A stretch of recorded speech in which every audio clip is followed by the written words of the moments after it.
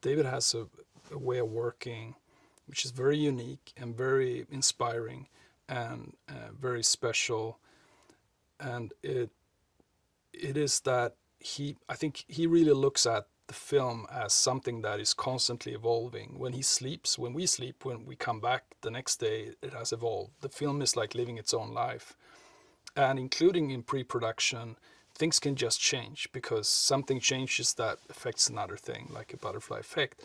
And that goes throughout the entire project, even when, even now, it's still evolving. The film is always evolving and it has its own life. And he loves to look at it that way. And he's sort of the mastermind guy who trims this sort of furry ball that's like the movie.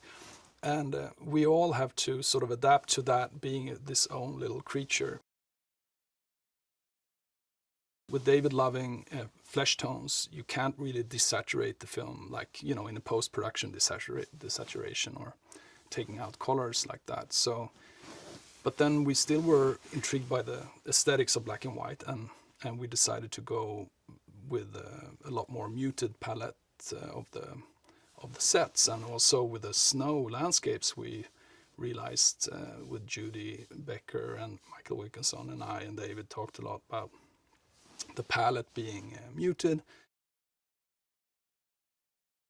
It's an amazing way to work, but I think I actually like to.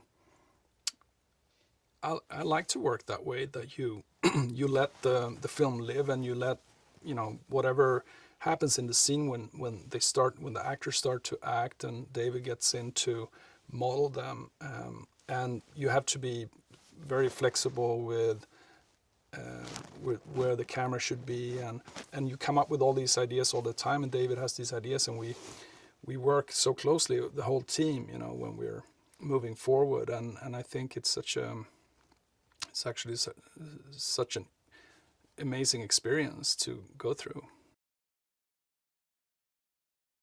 So it's all these kinds of different directors, but David is really like a genuine storyteller, but he's very bold, and he doesn't he's not afraid of testing other angles or other ways of telling the story throughout the editing. He's just constantly working on the film to see what's best for it.